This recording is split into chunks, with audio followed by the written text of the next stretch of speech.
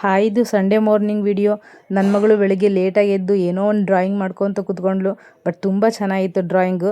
ನಮ್ಮನೆಯವರು Sunday ನಾನು ಡ್ಯೂಟಿಗೆ ಹೋಗಲ್ಲ ಅಂತ ಹೇಳಿದವರು 8:30 ಆದ ತಕ್ಷಣ ಸಡನ್ನಾಗಿ ಬಾಂಬ್ ಹಾಕ್ಬಿಟ್ರು. ನನಗೆ ಅರ್ಜೆಂಟು ಕಾಲ್ ಬಂತು, ನಾನು ಡ್ಯೂಟಿಗೆ ಹೋಗಲೇಬೇಕು ಅಂತ. ತಿಂಡಿ ಏನು ಮಾಡಲಿ ಅಂದರೆ ಬರೀ ರೊಟ್ಟಿ ಅಂತಾರೆ. ಯಾವಾಗ ರಾತ್ರಿ 12 ಗಂಟೆಗೆ ಕೇಳಿದ್ರು ಅವ್ರು ರೊಟ್ಟಿನೇ ಅನ್ನೋದು.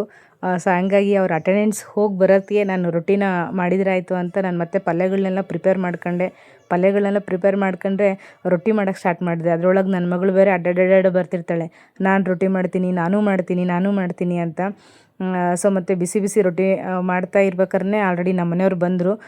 ನಮ್ಮ ಮನೆಯವ್ರಿಗೆ ಇನ್ನೇನು ಊಟ ಹಾಕ್ಕೊಡ್ಬೇಕು ಆಲ್ರೆಡಿ. ಇಲ್ಲಾಂದರೆ ಮಗಳೇ ಹಾಕ್ಕೊಟ್ಬಿಡ್ತಾಳೆ, ನಾನಿನ್ನೇನು ಜಾಸ್ತಿ ಹಾಕ್ಕೊಡಲ್ಲ ಅವ್ರಿಗೆ.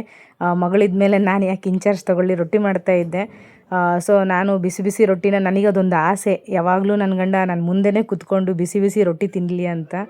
ಯಾಕಂದರೆ ವಾರ ಪೂರ ನಾನು ಆಲ್ರೆಡಿ ಮಾಡಿಟ್ಟೋದ್ಮೇಲೆ ಅವ್ರು ಯಾವಾಗಲೂ ಹೇಳ್ತಾ ಇರ್ತೀನಿ ಅವರಿಗೆ, ಸಂಡೇ ಬಂತು ಅಂದರೆ ನಾನು ರೊಟ್ಟಿ ಮಾಡ್ತೀನಿ, ಬಟ್ ನೀವು ನನ್ನ ಮುಂದೆನೇ ಕುತ್ಕೊಂಡು ಊಟ ಮಾಡಬೇಕು ಅಂತ.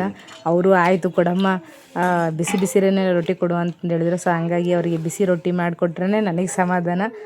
ಆಮೇಲೆ ಅವ್ರು ಎಲ್ಲಿ ಹೋಗ್ತಿರ್ಬೇಕಾದ್ರೆ ಅವ್ರಿಗೆ ಹೋಗಿ ಕಳಿಸಿ ಬಾಯ್ ಮಾಡಿ ಬಂದ್ರೆ ನನಗೊಂಥರ ಖುಷಿ. ಸೊ ಅವತ್ತು ನನಗೆ ಸಂಡೇ ಅವ್ರನ್ನ ಕಳಿಸ್ಕೊಟ್ಮೇಲೆ ನಾನು ನನ್ನ ಕೆಲಸಗಳನ್ನ ಮಾಡ್ಕೋಬೋದು ಅಂತ ಅವ್ರು ಹೊರಟರು. Thank you for watching my videos.